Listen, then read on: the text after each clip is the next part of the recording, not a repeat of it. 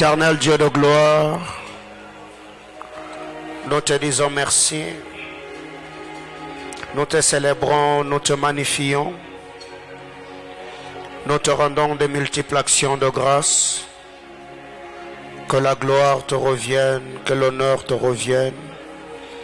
Merci Père éternel pour ces cultes. Merci pour ce mercredi 10 août. Merci pour nos vies ainsi que nos familles respectives. Nous nous recommandons à toi, Abba Père, priant avec le Saint-Esprit, que tu parles à nos cœurs, que tu bénisses chacun d'entre nous, et que tu glorifies Jésus-Christ, le Fils de ton amour. À toi et à la parole de ta grâce, nous nous recommandons, au nom de notre Seigneur Jésus-Christ. Amen. On acclame le Seigneur. Est-ce qu'on peut arranger le son de mon micro, le baffle retour? On acclame Jésus.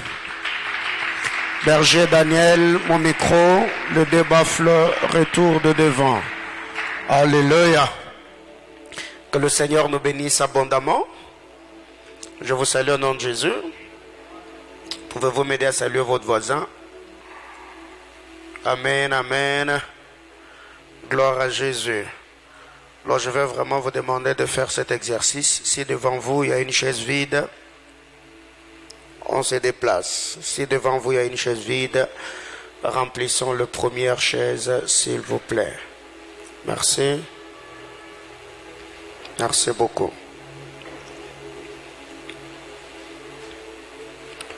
Alléluia. Gloire à Dieu. Merci. Nous vous saluons au nom de notre Seigneur Jésus-Christ. Nous bénissons le Seigneur pour la grâce et le privilège qu'il nous accorde de nous tenir dans sa sainte et glorieuse présence, et nous saluons tous les internautes. Que Dieu bénisse abondamment tous les bien-aimés frères et sœurs. De partout où vous êtes en train de nous suivre, que la grâce de notre Seigneur Jésus-Christ soit avec vous. Je nous prie d'ouvrir nos Bibles. Je suis dans Ésaïe chapitre 9. Ésaïe chapitre 9. Nous lirons le verset 1er et le verset 2. Dans d'autres Bibles, c'est Ésaïe chapitre 8, le verset 23. Ésaïe chapitre 9, le verset 21.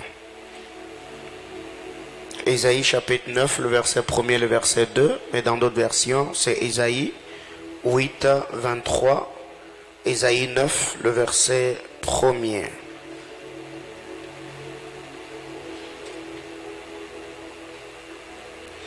Vous y êtes? On peut lire ensemble 1, 2, 3, go. Mais les ténèbres ne régneront pas toujours sur la terre, où il y a maintenant des angoisses. Si les temps passés ont couvert d'opprobre le pays de Zabulon et le pays de Nephtali, les temps à venir couvriront de gloire la contrée voisine de la mer, au-delà du Jourdain, les territoires de Gentil. Le peuple qui marchait dans le ténèbre voit une grande lumière. Sur ceux qui habitaient le pays de l'ombre de la mort, une lumière resplendit. Parole du Seigneur. Je vous prie de reprendre vos places. Je peux lire le verset 2. Tu rends le peuple nombreux. Tu lui accordes de grandes joies. Il se réjouit devant toi comme on se réjouit à la moisson, comme on pousse de cris d'allégresse au partage du butin. Car les jougs qui pesaient sur lui, le bâton qui frappait son dos, la verge de celui qui l'opprimait, tu les brises. Comme à la journée de Madian, parole du Seigneur. Alléluia. Alors, nous savons très bien que le mois d'août, le Seigneur a déposé dans mon cœur ce fardeau autour de notre thème. Vous avez appris qu'il a été dit, mais moi je vous dis. Vous avez appris qu'il a été dit, mais moi je vous dis. Le mercredi la semaine passée, le vendredi ainsi que le dimanche, c'était notre semaine de sanctification. Nous avons apporté la parole du Seigneur selon la mesure de grâce. Et cette semaine, c'est notre semaine de puissance. Donc je vais m'efforcer par la grâce du Seigneur afin de communiquer le fardeau que Dieu a déposé dans mon cœur en ce mercredi 10 août. Vous avez appris qu'il a été dit, mais moi je vous dis, bien-aimé dans le Seigneur, de prime abord, je voudrais ce soir dire à quelqu'un que nous sommes dans un monde d'information. Nous sommes dans un monde d'information. Nous ne sommes pas seulement dans un monde de formation, mais nous sommes aussi dans un monde d'information. Parlons des informations, elles peuvent être exactes ou encore déformées. Il y a des choses qui se racontent sur les hommes. Ces choses peuvent être vraies ou elles peuvent être fausses. Il y a des choses que les hommes inventent sur nous.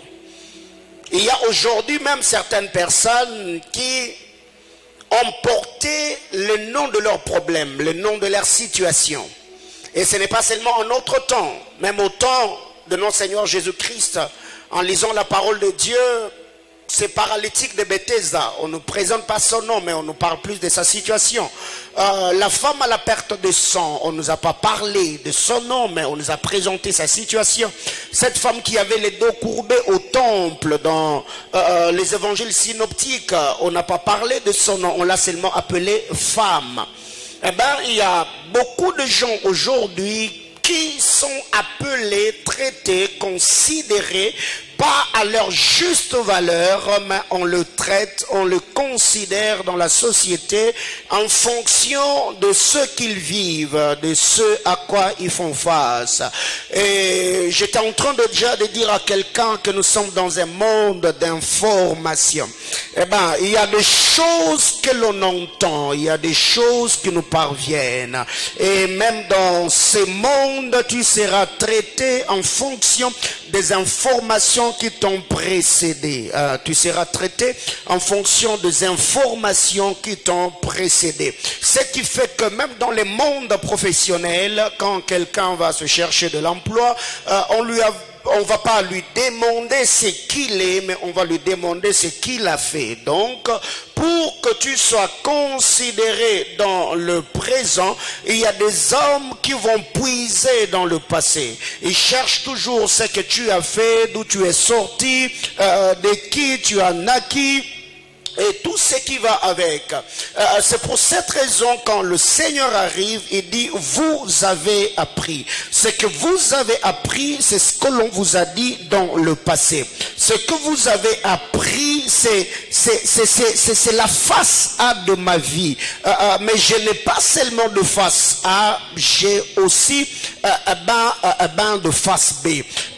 Vous avez appris qu'il a été dit. Jusque-là, je ne sais pas ce qui a été dit sur ta vie ou sur ta famille, mais au moins je crois que le Seigneur n'a pas seulement créé l'homme avec une bouche pour dire certaines choses sur toi, mais le Seigneur lui-même qui a créé l'homme à son image, à sa ressemblance, il a aussi une bouche afin de rectifier le mauvaises choses que les hommes ont dites sur ta vie.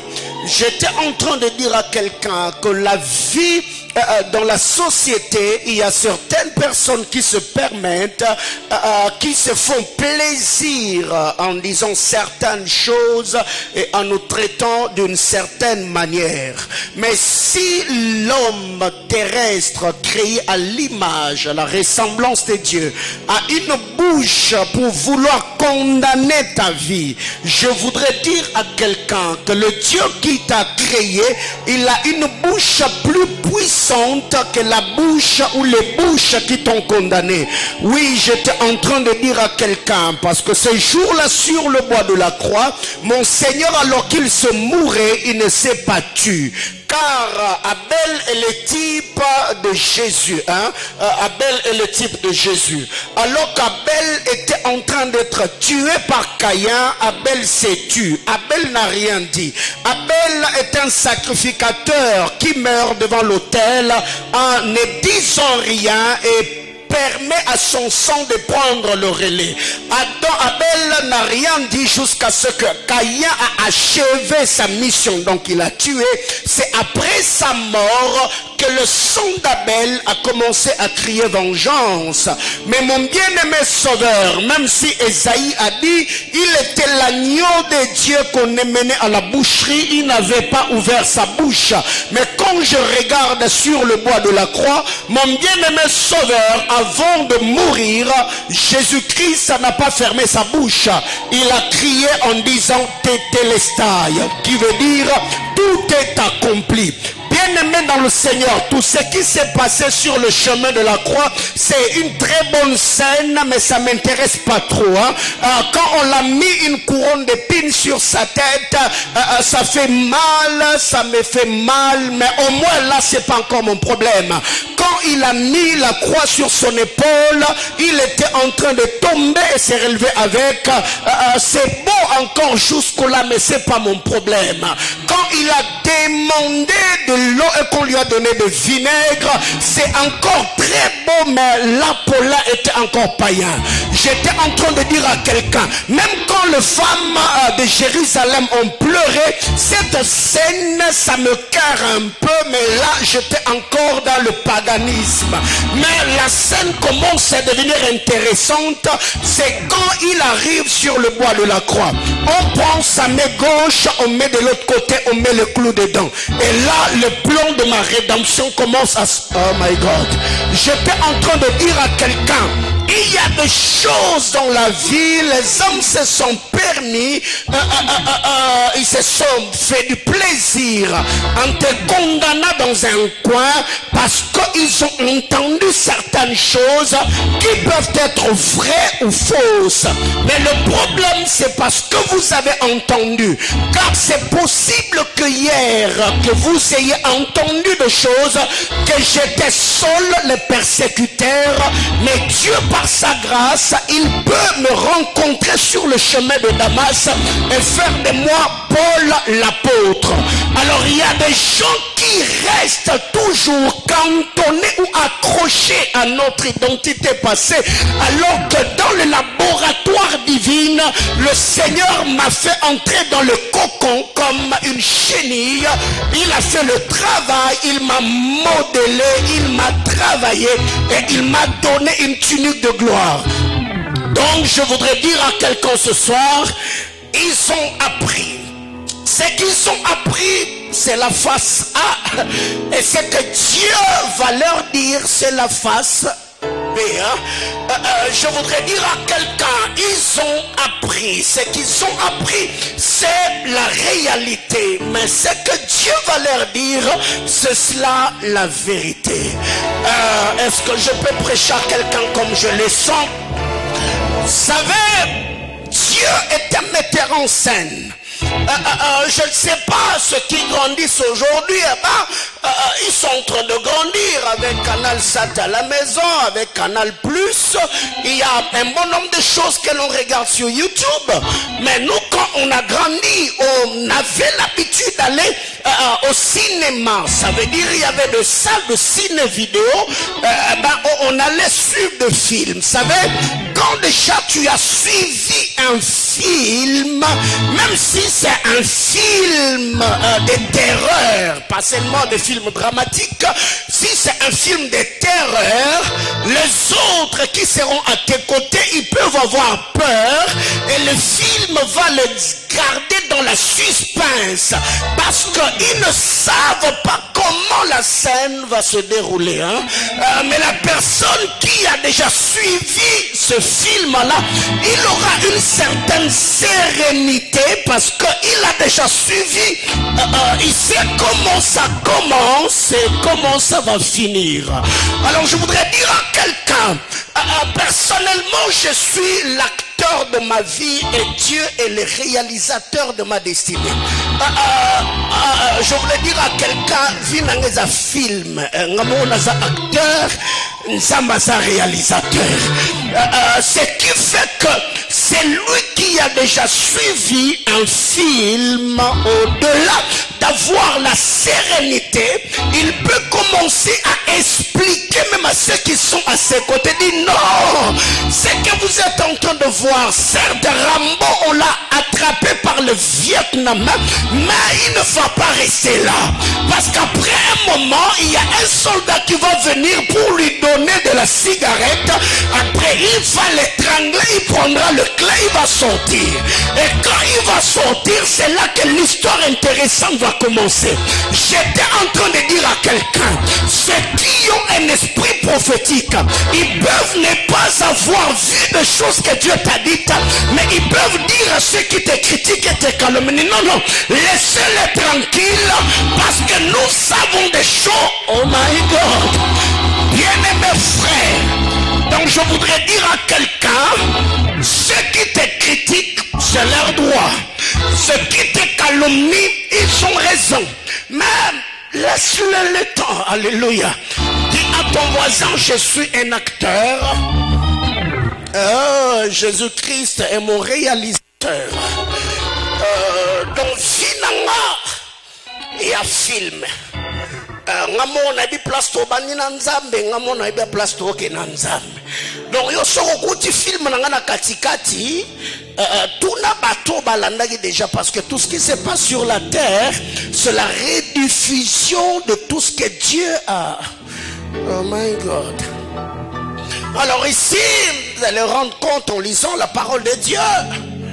La Bible nous présente une histoire dans Ésaïe chapitre 9 que nous venons de lire.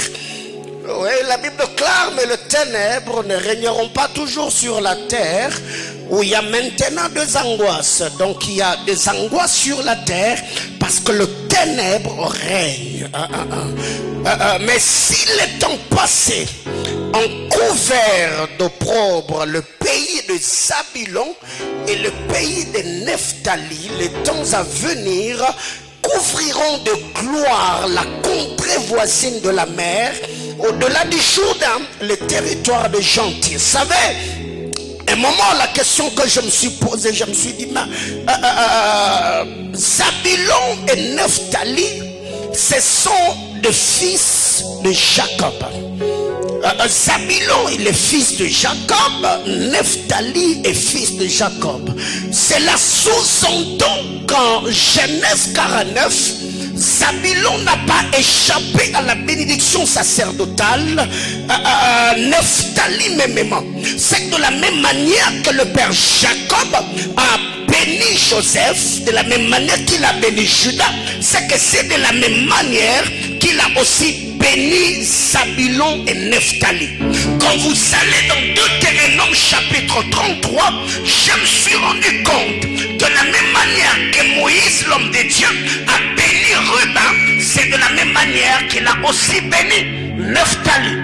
Mais la question que je me suis posée, qu'est-ce qui s'est réellement passé pour que Ésaïe, à son tour, quand il arrive, qu'il nous dise que Nephtali et Zabulon habitent la contrée où le ténèbre est en train de régner? Alors il y a une vérité importante que nous devons savoir. Nephtali, son nom veut dire lutte, et Zabulon, son nom veut dire habitation. Alors si nous devons fusionner les deux noms, c'est que vous allez vous rendre compte avec moi, c'est que pour avoir une habitation, il faut commencer par lutter. Pour avoir le positionnement, il faut commencer par lutter.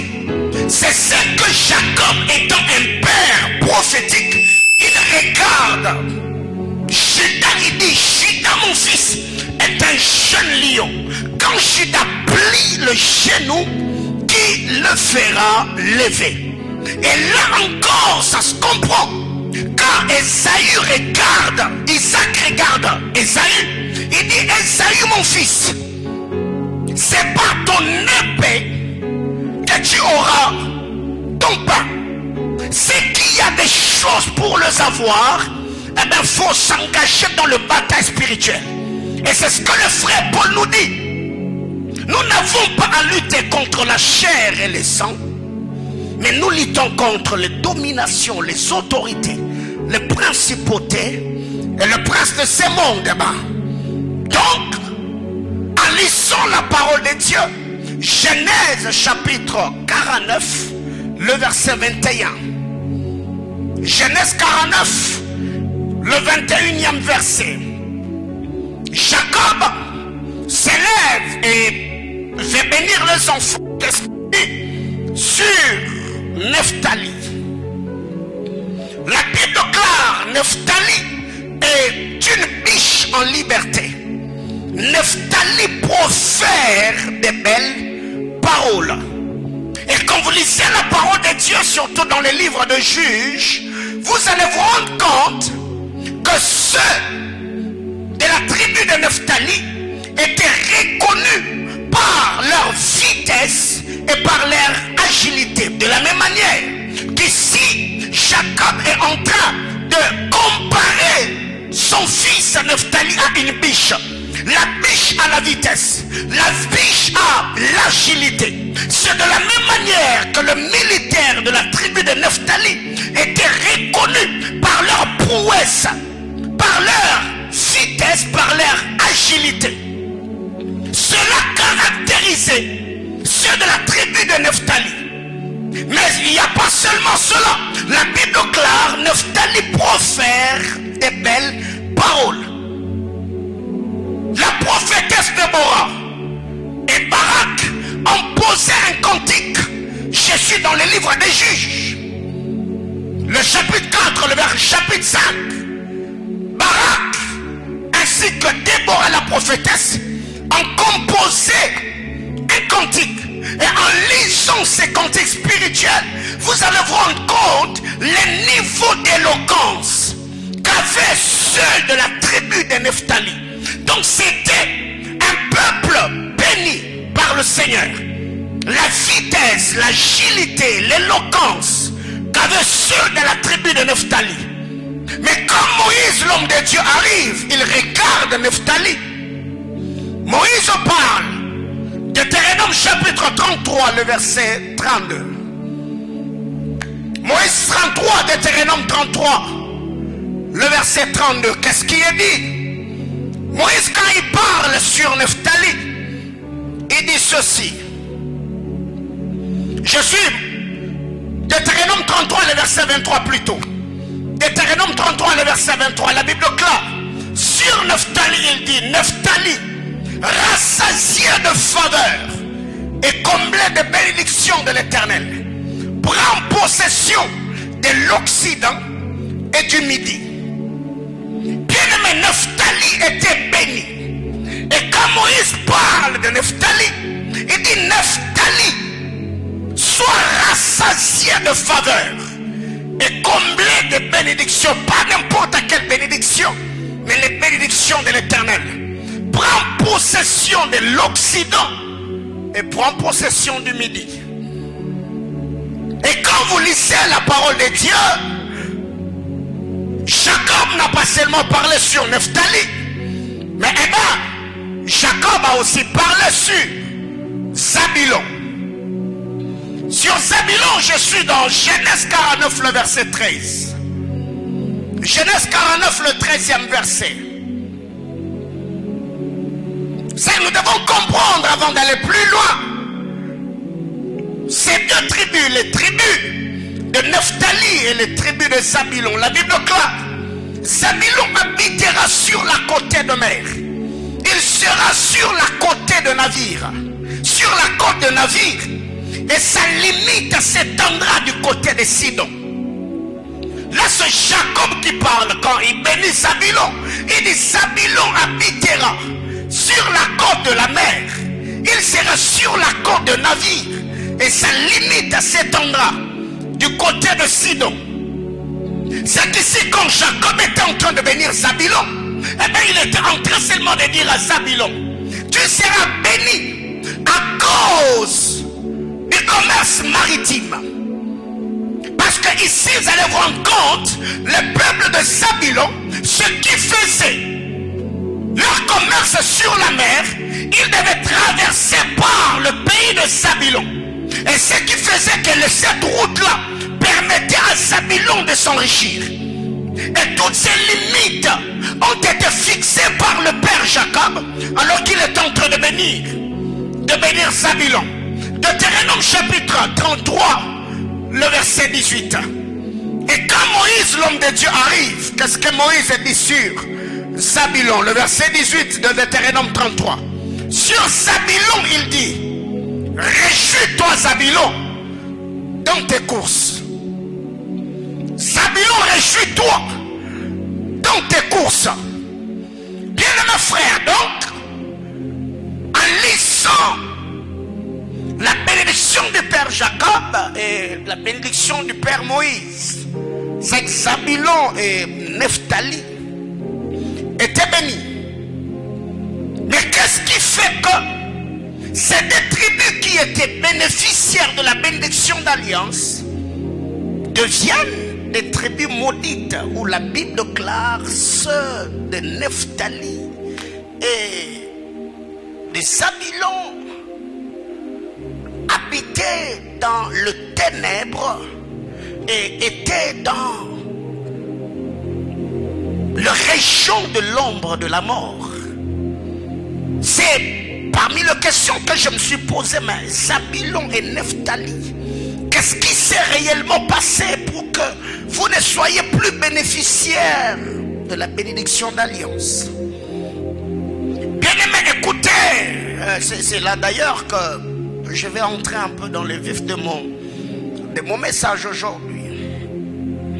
Ce peuple était bénéficiaire des bénédictions de promesses d'alliance, mais on le retrouve en lisant la parole de Dieu dans Matthieu chapitre 4, le verset 16. Matthieu chapitre 4, le verset 16. Vous pouvez commencer même à partir du verset 12. La Bible déclare: Jésus a appris que Jean-Baptiste venait d'être arrêté. Après avoir appris cela, la Bible déclare: Jésus se retira. Jésus ayant appris que Jean avait été livré, il se retira. Il quitta Nazareth. Allez-y, il quitta Nazareth et vint demeurer à Capernaum, situé près de la mer, dans le territoire de Zabulon et de Nephtali. Le verset suivant: afin que s'accomplisse ce qui avait été annoncé par Esaïe le prophète. Donc l'écriture que nous avons lue: vous descendez, les peuples de Zabulon et de Nephtali, de la contrée voisine de la mer, du pays au-delà du Jourdain et de la Galilée de Gentil. Le verset 16: ces peuples assis dans le ténèbre. Zabulon, qu'est-ce qui s'est passé? Nephtali, qu'est-ce qui t'est arrivé? Ces peuples assis dans le ténèbre a vu une grande lumière. Oh, ça c'est ce que j'aime. Et sur ceux qui étaient assis dans la région et l'ombre de la mort, la lumière s'est levée. On acclame le Saintes Écritures. Oh ouais. Ah. Ces peuples, le peuple de Zabulon, le peuple de Nephtali, un peuple assis dans le ténèbre. Ils avaient comme siège le ténèbre. Le ténèbre, c'est un temps de confusion, un temps de tâtonnement, un moment où tu te retrouves dans un cercle vicieux. Tout ce que tu touches, rien ne prospère. Un temps où tu sens que ta vie est contrôlée comme par la puissance de ténèbres. Le frère Job a connu cela. C'est un moment dans la vie où quand une porte veut s'ouvrir, de la même manière que ça donnait l'impression de s'ouvrir, c'est de la même manière que ça va se refermer. Mais la Bible déclare: ces peuples-là étaient assis dans le ténèbre, bien sûr, mais ils ont vu une grande lumière. Bien mes frères, savez, malgré l'intensité du ténèbre, quand la lumière arrive, même l'œil qui était couvert par le ténèbre peut toujours toujours apercevoir une lumière. Parce que pour que ceux qui étaient dans le ténèbre changent de position, tout dépend de ce qu'ils aperçoivent. Donc, ce que tu es en mesure de voir détermine ce que tu seras en mesure de devenir. Ok. Je voudrais dire à quelqu'un ce soir, il y a des choses qui arrivent dans notre vie de tous les jours, pas parce que Dieu ne veut pas nous faire du bien, mais seulement parce que le diable nous a amenés comme dans la cécité spirituelle. Il y a des gens qui aujourd'hui n'arrivent pas à vivre les plans de Dieu parce qu'ils sont couverts par de ténèbres. Il y a de puissance de l'ennemi qui contrôle leur vie. Mais la Bible déclare ces peuples-là, bien sûr, ils étaient assis dans le ténèbre, mais le ténèbre ne les avait pas aveuglés. J'étais en train de dire à quelqu'un, quand le Seigneur voudra te visiter, le Seigneur ne changera pas les dates ou le mois du calendrier. Le Seigneur ne changera pas ton numéro téléphonique. Tu seras la même personne, la même maison, le même téléphone, le même visage, mais les nouvelles que tu recevras de ces téléphones seront des nouvelles différentes par rapport à tout ce que tu as connu. J'entends quelqu'un me dire amen. Ils étaient assis dans le ténèbre, mais malgré qu'ils savaient le ténèbre pour assise, la Bible déclare, et sur ceux qui étaient dans la région et l'ombre de la mort, la lumière s'élevait. Bien aimé, on ne verra pas seulement la lumière, mais la lumière qu'on aura vue, cette lumière-là s'élèvera. La lumière dont il est question ici, c'est un homme, bien sûr, voyez-vous. Parce que quand vous lisez déjà Matthieu à partir du chapitre 12, la Bible déclare, Jésus s'est déplacé, n'est-ce pas? Quand il a appris que Jean-Baptiste venait d'être arrêté, Jésus s'est déplacé, il l'a quitté. Galilée, il est allé à Nazareth, Nazareth qu'on appelle Nazareth de gentil. Et quand Jésus est arrivé là, c'est là quand la Bible déclare que ceux qui étaient dans le ténèbre, ils ont vu une grande lumière. Ils étaient dans le ténèbre, donc Jésus était porteur de la lumière. Quelqu'un comprend de quoi je parle? Jésus était porteur de la lumière. Donc quand il arrive quelque part, la présence de Jésus va dissiper le ténèbre. Le ténèbre ne peut pas lui résister. Le ténèbre ne peut pas faire face à notre bien-aimé Sauveur. Parce que notre royaume qui est gouverné par le Saint-Esprit, nous sommes dans le royaume de la lumière. Et le Saint-Esprit dans ce royaume, c'est celui qui gouverne notre royaume. Il gouverne notre monde. C'est celui qui inspire, c'est celui qui bénit, c'est celui qui enrichit, c'est celui qui convainc, et c'est lui qui parle. J'entends quelqu'un me dire amen.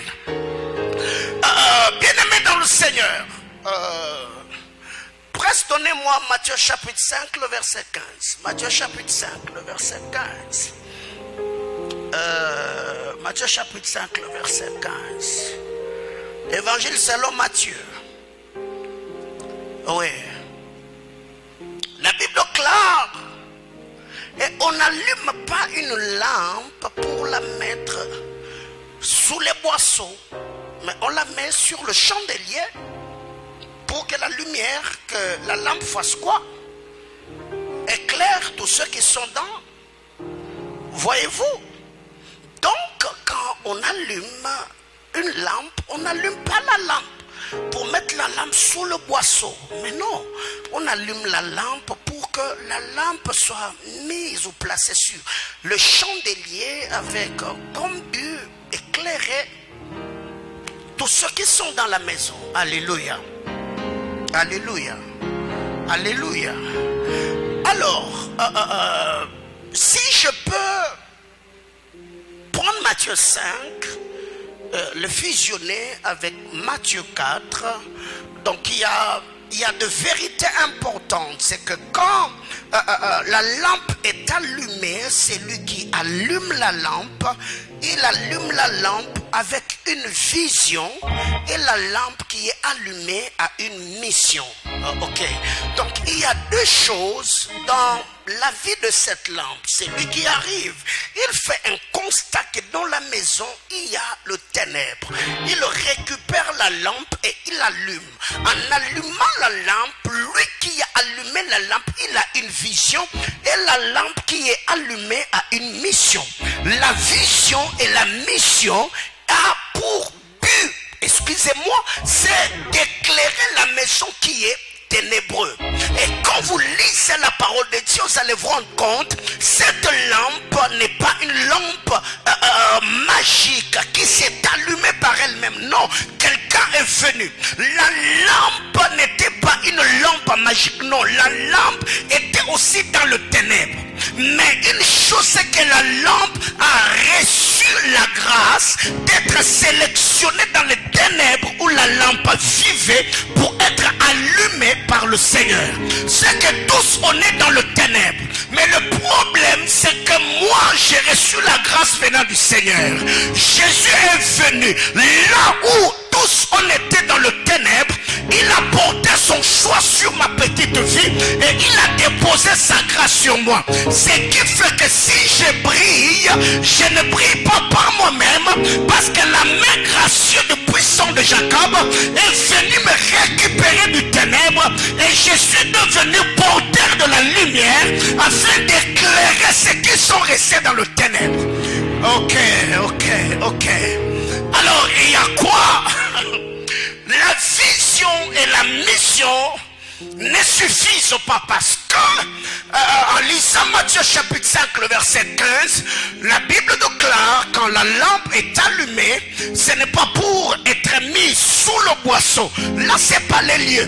Donc la personne qui allume la lampe n'a pas seulement une vision, mais il a aussi un emplacement où la lampe doit être placée. La lampe, quand elle est allumée, ce n'est pas pour qu'on la garde ou qu'on la mette sous le boisseau, mais la lampe doit être mise sur le chandelier afin que la lampe fasse quoi?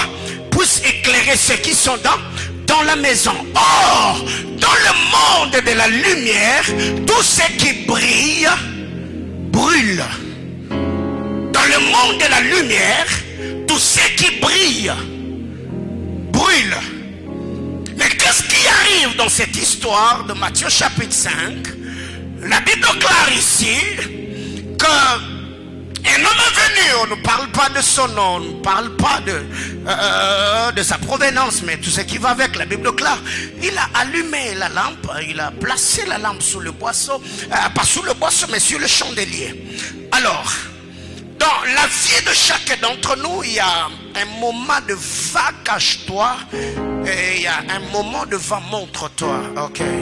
Alors, quand on est dans le moment va cache-toi, c'est un moment d'anonymat, un moment où on n'est pas connu, un moment où on est comme dans un cercle vicieux, un moment où on est dans le ghetto, un moment où tout ce qu'on fait, on n'est pas célèbre, on n'a pas la renommée. C'est comme un moment où David compose des psaumes. Il a des exploits, mais c'est dans la brousse. Il tue le lion, mais personne ne l'acclame. Il tue les ours, mais personne ne compose un chant. C'est un moment où tu es allumé, mais tu n'es pas encore placé. Parce qu'il y a un moment où Dieu peut t'allumer, mais il y a toujours une distance entre le lieu où tu es allumé et le lieu où tu seras placé. Mais qu'est-ce que nous devons faire? C'est la persévérance, c'est en gardant le feu sur nous qui déterminera le temps ou l'espace où le Seigneur, ou l'emplacement où nous serons placés. La Bible déclare, la lampe quand elle est allumée, ce n'est pas pour qu'on la place sous le boisseau, mais la lampe sera placée sur le chandelier afin que cette lampe puisse éclairer tous ceux qui sont dans la maison, n'est-ce pas? Donc, Jésus était une lumière.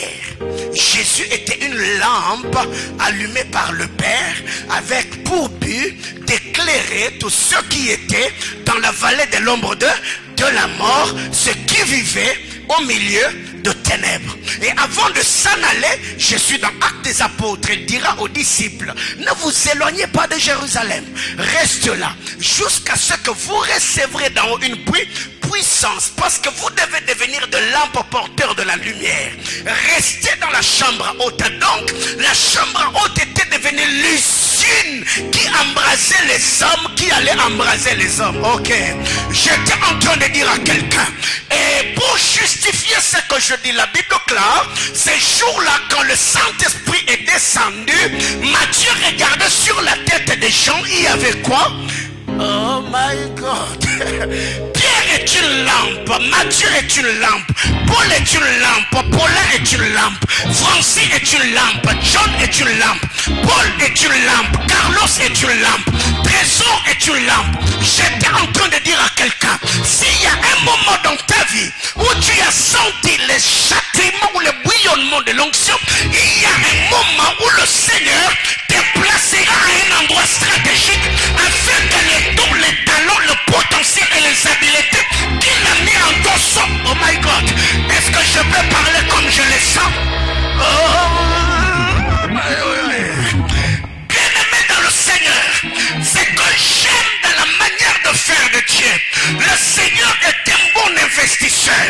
C'est pourquoi mon introduction, je vous ai dit, ma vie est un film dont je suis l'acteur et Dieu est le réalisateur.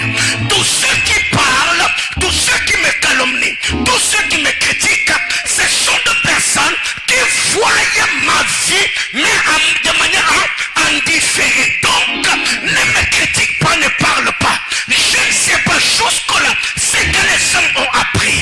À ce que je sache, nous avons appris que Léa avait les yeux délicats. Mais c'est elle qui a donné à Jacob les enfants qui étaient devenus des piliers en Israël. Judas n'est pas fils de Rachel. Lévi n'est pas fils de Rachel.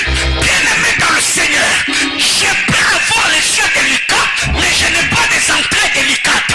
Oh, aïe, aïe, aïe, aïe, aïe. Oh, my God. Bien-aimé, écoutez.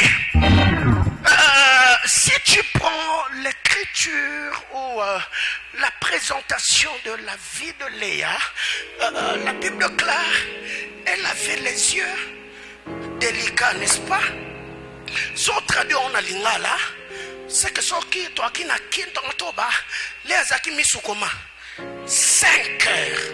Donc on a net kaka.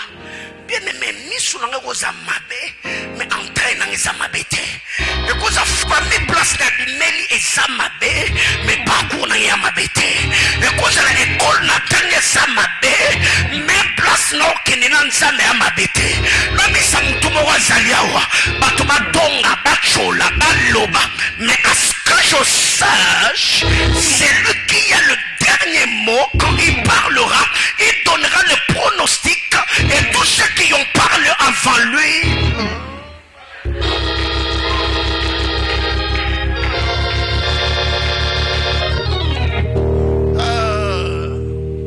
Bien-aimé, il me reste une quinzaine, une vingtaine de minutes, après je vais finir mon message.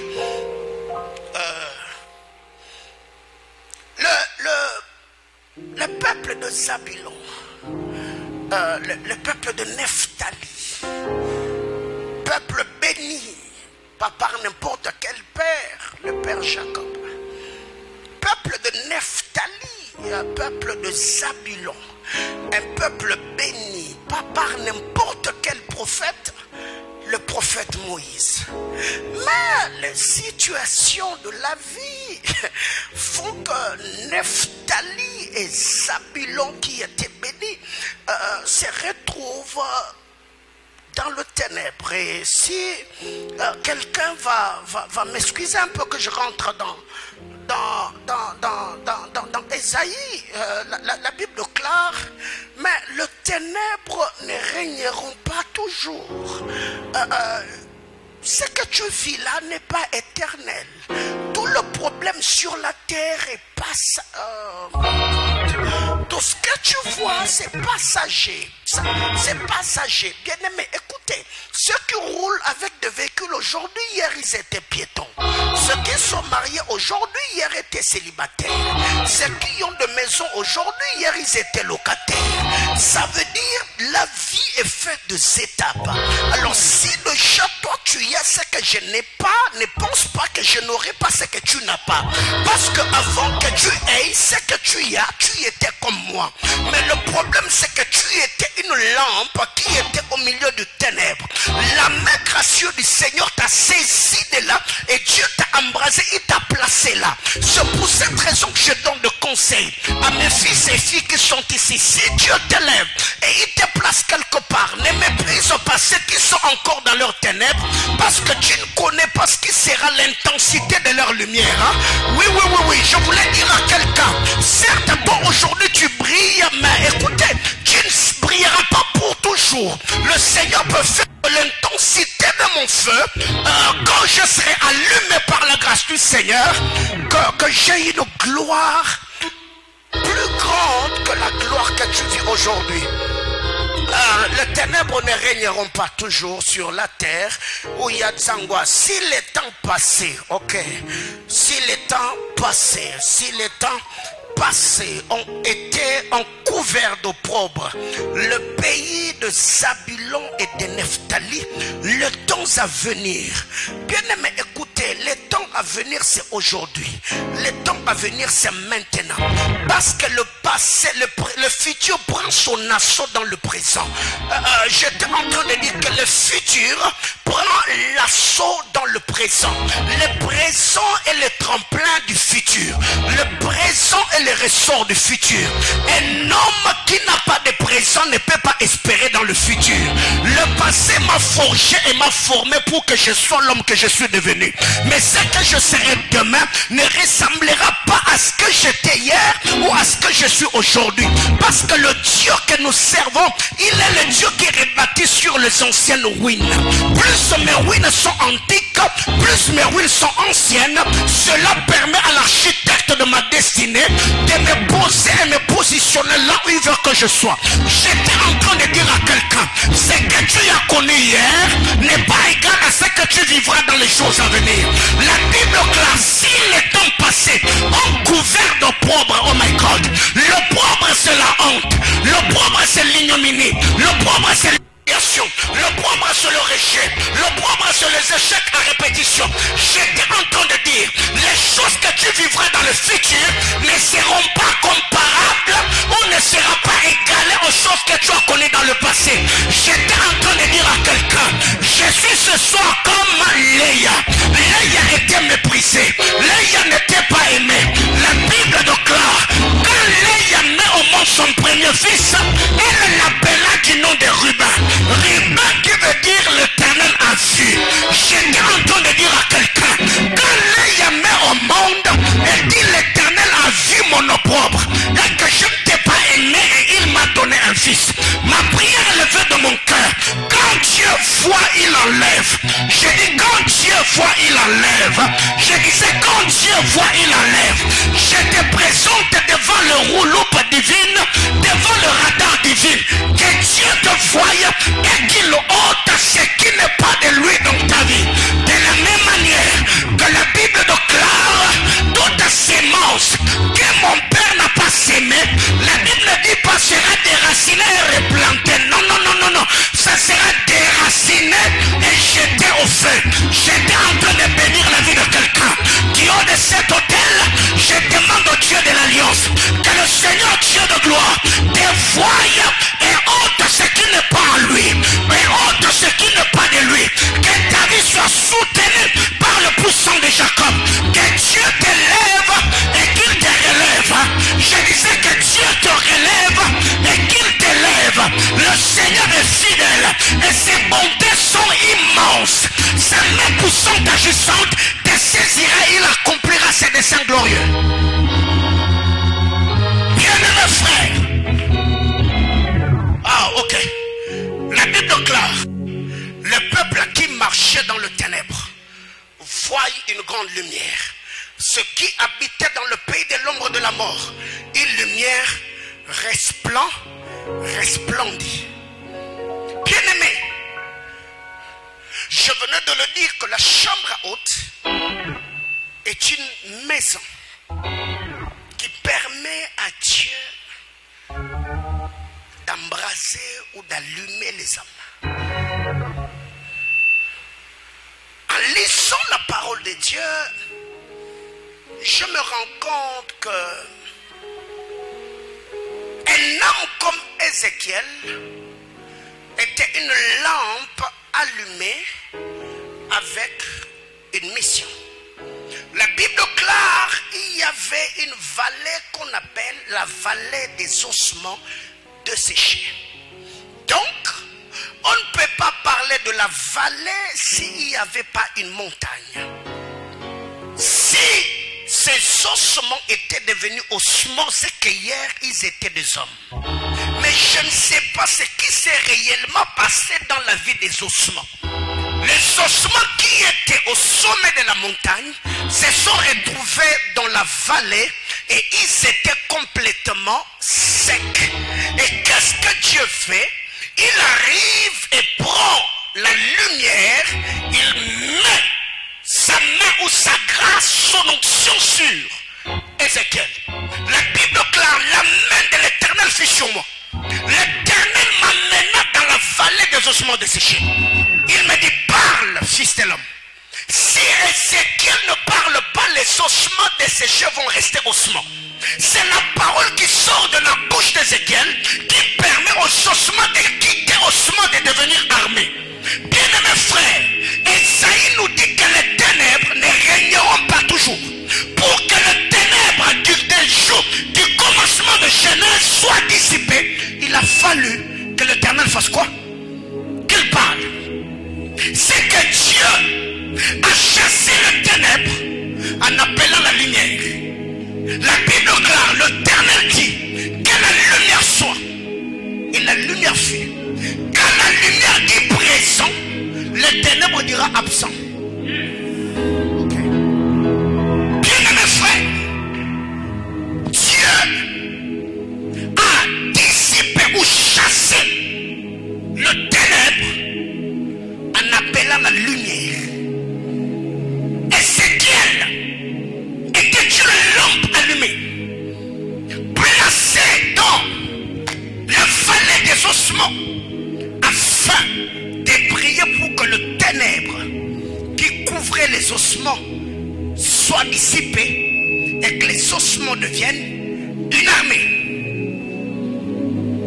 Et qu'est-ce qui arrive dans cette histoire? Au commencement, la terre était informe et vide. Le Seigneur arrive et dit que la lumière soit. Et la lumière fut. Et Dieu vit que la lumière était comment? Bonne. Le Seigneur sépara la lumière d'avec le ténèbre. Adam était une lampe allumée. Il était une masse informe. Mais quand Dieu a soufflé le roi, l'esprit du Tout-Puissant, la Bible déclare: Adam est devenu une âme vivante. Adam, sans l'esprit de Dieu, il ne pouvait pas nommer les animaux. Il a fallu que l'esprit de Dieu entre en lui pour qu'il reçoive la capacité du Tout-Puissant afin de continuer le travail commencé par le Seigneur. Bien-aimés, écoutez, quand l'onction de Dieu est sur un homme, il y a peut-être des choses qui n'étaient jamais arrivées dans ta vie. C'est pour cette raison que la Bible déclare: Dieu appelle à l'existence des choses qui n'existaient pas. Pas comme si elles venaient, mais Dieu les appelle comme si elles étaient déjà. Alors, la main de Dieu, quand elle vient sur un homme, elle donne la capacité, elle amplifie le talent, elle amplifie les habiletés. Et ça permet à celui qui ne pouvait parler, à celui qui ne pouvait prophétiser, à celui qui ne pouvait pas voir, à celui qui ne pouvait pas faire. C'est la grâce et l'onction de Dieu qui capacite ces dernières afin d'accomplir la mission qui lui est assignée par Dieu. Bien-aimé, Adam a parlé, Ézéchiel a parlé, David une lampe allumée. L'opprobre planait sur Israël. Dieu envoie ce jeune homme dans la brousse. Pourquoi? Parce que vous avez appris qu'il a été dit que ceux qui vivaient dans la contrée de Nephtali et de Zabulon étaient couverts par le ténèbre. Mais pour que Dieu change leur situation, il ne viendra pas avec autre chose. Il va venir avec la lumière. Bien-aimé frère, tu es une lampe parmi tant d'autres dans cette maison qui représente ta famille, dans cette maison qui représente notre province, dans cette maison qui représente notre nation. Mais quand la grâce du Seigneur vient, la grâce m'a récupéré de là où j'étais. J'étais méconnu de tous. Je ne t'ai pas respecté, moi encore considéré. Mais quand la main de Dieu m'a saisi, le Seigneur m'a oint. Le Seigneur m'a allumé. Il m'a placé sur le chandelier avec le seul but d'éclairer les hommes qui tâtonnaient dans le ténèbre afin de leur faire voir la voie du salut et ce qu'ils doivent accomplir avec le Seigneur. Bien-aimé, je vais chuter là. La Bible déclare: tu rends le peuple nombreux, tu lui accordes de grandes joies. Il se réjouit, pas ailleurs. Il se réjouit devant toi, comme on se réjouit à la moisson, comme on pousse de cris de joie d'allégresse au partage de bétail. Car les jougs qui pesaient sur lui, les bâtons qui frappaient son dos, la verge qui lui opprimait, tu les brises comme à la journée de Madian. 3 instruments utilisés par l'ennemi pour nous accabler, c'est là que je vais chuter. 1. Les jougs pèsent. 2. Les bâtons frappent notre dos. 3. La verge nous opprime. Mais le Seigneur, quand il arrive, il a brisé toutes ces choses comme au jour de Madian. Bien-aimés dans le Seigneur, nous avons appris qu'il a été dit que dans votre famille, il n'y a jamais eu de licenciés. Nous avons appris qu'il a été dit de la même manière qu'il y a des hommes qui entrent en concile pour prendre certaines décisions et dicter certaines lois. Il y a également de rassemblement des agents du monde de ténèbres qui se consultent et émettent de lois en disant que dans cette famille, il n'y aura pas telle et telle autre chose, que dans cette famille, tel et tel autre homme ne fera pas. Mais j'ai une bonne nouvelle pour quelqu'un. Nous avons appris qu'il a été dit que les hommes de telle tribu ou de telle province, ils ne font pas telle et telle autre chose. Je suis venu dire à quelqu'un, il y a la loi de l'exception quand on marche avec le Seigneur. Car la Bible déclare, vous verrez de nouveau la différence entre ceux qui me servent et ceux qui ne me servent pas. Je suis serviteur de Dieu, mais il y a une vérité importante. La Bible déclare dans le livre d'Apocalypse que par la mort salvatrice à la croix, Jésus a fait de nous un royaume et des sacrificateurs. Qui dirige dans le royaume? Le roi. C'est que Dieu, aïe aïe aïe aïe, il a fait la fusion des 2 offices importants en Israël. Il te l'a donné. Quand il s'agit de sacrifier, je mets le tumim et l'urim. Je mets les vêtements sacerdotal. Je me tiens devant l'autel. Je suis sacrificateur dans mon office. Et quand il faut donner des lois et régner au milieu des hommes, j'enlève le mime et le turim. Je pose sur ma tête une couronne royale. Et je me tiens devant les hommes. Je dicte et je donne de loi. C'est pour cette raison qu'en lisant la parole, la Bible déclare Dieu a créé la lune. Il a créé les étoiles. Il a créé le soleil. Avec comme objectif le soleil pour présider au jour, la lune pour présider la nuit. Quand vous allez dans la salle, dans le gouvernement céleste du jour, c'est le soleil qui est le président, car c'est lui qui préside. Et quand vous allez dans l'assemblement de la nuit, c'est la lune qui est présidente, c'est la lune qui préside. Mais écoute, Dieu a dit que tu es roi est sacrificateur.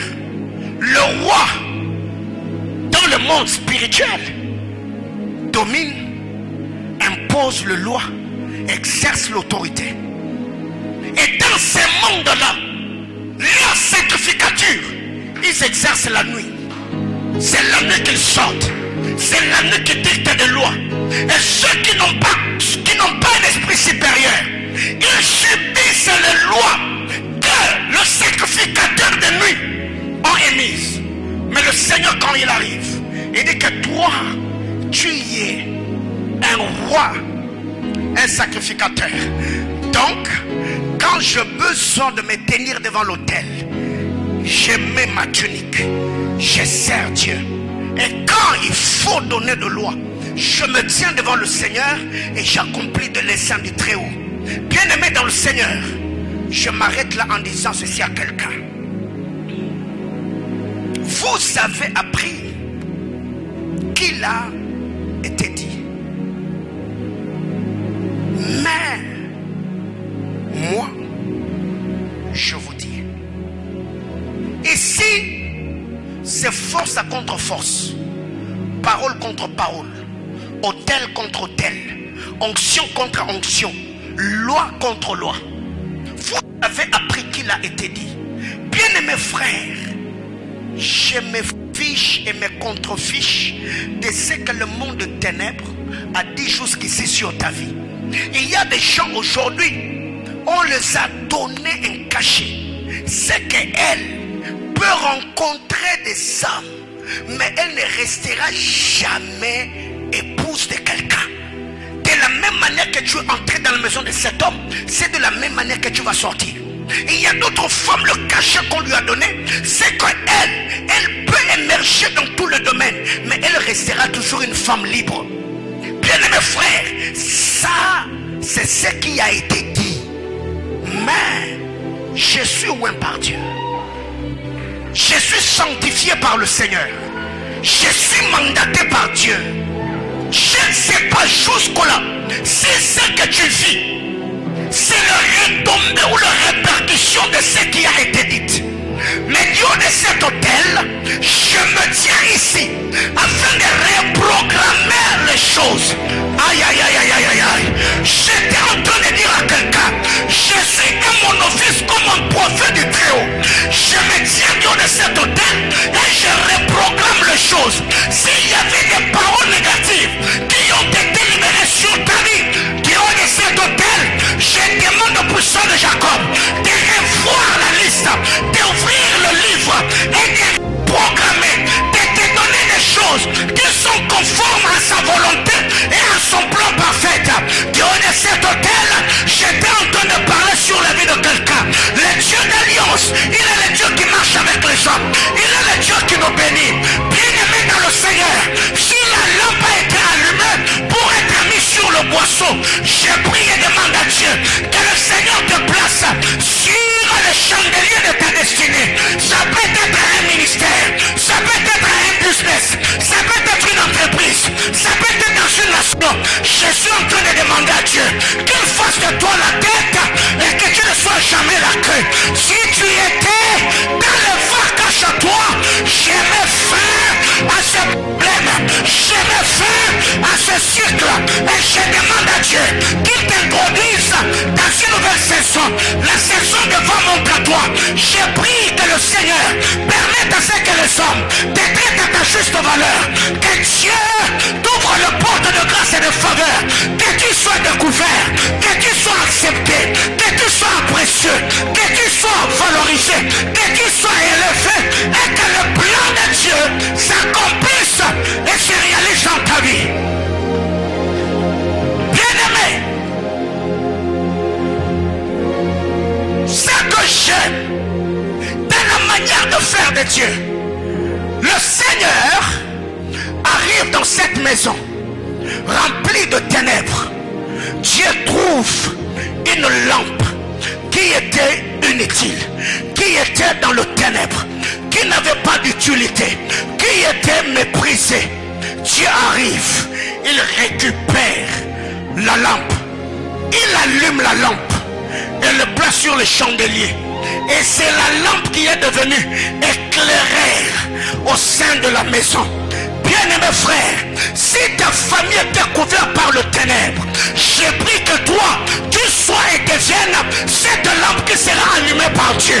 Si à Lubumbashi, c'est couvert par le ténèbre, que Manaï devienne cette lampe, que Dieu va allumer et placer au sommet de nations. J'ai pris et demande à Dieu, de la même manière que Jacob a demandé que Joseph soit placé au sommet des collines éternelles. J'ai pris que le Seigneur te prête à son échelle, que tu montes et montes encore et que ta vie devienne une référence. J'étais en train de dire à quelqu'un que Dieu fasse grâce à ce que ta vie devienne une référence. Tu seras le meilleur dans ton domaine. Le Seigneur infligera la grâce et la faveur dans ce que tu fais entreprendre. Les hommes reconnaîtront que tu es serviteur du Très-Haut. Les hommes reconnaîtront que tu es appelé par Dieu. Les hommes reconnaîtront que tu es choisi par Dieu. Bien-aimé frère,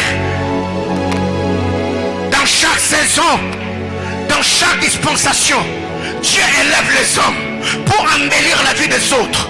Dieu élève les hommes pour chasser les ténèbres des autres. Bien-aimé frère, Dieu a allumé Ézéchiel une lampe avec pour mission de changer l'état des ossements desséchés. Dieu a allumé à Adam une lampe afin de pouvoir nommer les bêtes qui étaient dans le jardin.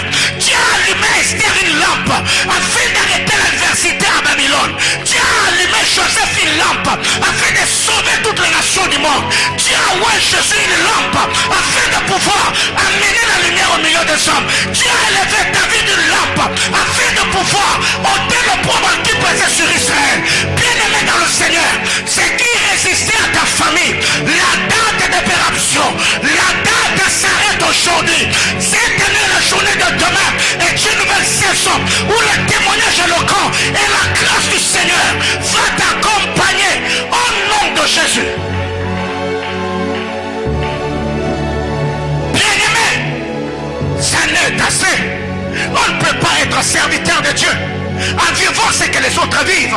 On ne peut pas être servant de Dieu en subissant ce que les autres subissent. On ne peut pas être serviteur de Dieu en croupissant comme les autres croupissent. Ça, ce n'est pas le Dieu de la Bible. Je vous ai toujours dit, Dieu n'est pas un historien. La Bible n'est pas un livre d'histoire. La Bible est un livre de faits. Des hommes et de femmes qui ont marché avec le Seigneur. David n'est pas devenu roi parce que David avait localité, mais non, parce que la grâce du Seigneur l'a localisé. Bien-aimé frère, nous sommes dénigrés, nous sommes méprisés. Qu'est-ce qui n'est pas dit sur les Congolais? Aller à l'étranger, d'autres personnes à l'aéroport, ils peuvent passer. Quand on apprend que tu es Congolais, tu dois t'expliquer. Bien-aimé frère, vous avez appris qu'il a été dit que ceux qui vivent dans la contrée d'Ephraïm et de Manassé, ils sont couverts par le ténèbre. Mais malgré leurs ténèbres, ils ont vu une lumière.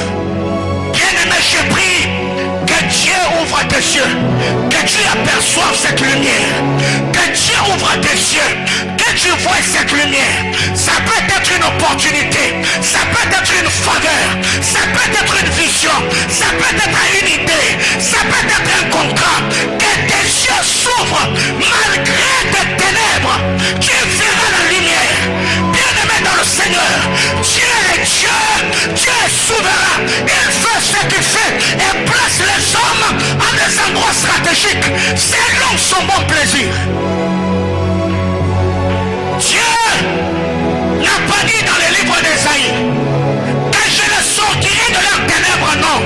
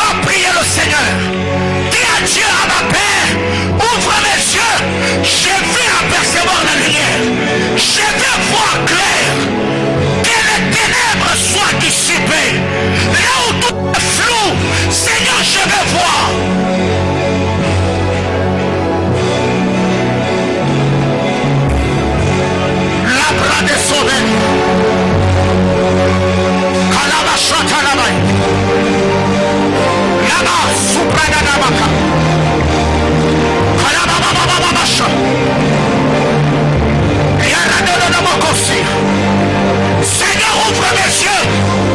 Seigneur, ouvre mes yeux. Je vais voir. Je vais contempler ta gloire. Abba Père, je vais voir. Abba Père, je veux voir. Abba Père, je veux voir. Seigneur, je veux voir. Yes, Lord.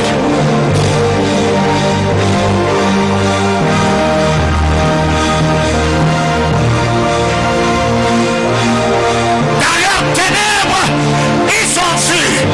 Dans leurs ténèbres, ils ont vu une grande lumière. Une grande lumière. Une nouvelle porte est en train de s'ouvrir. Une nouvelle saison est en train de s'ouvrir. Une nouvelle dispensation est en train de venir.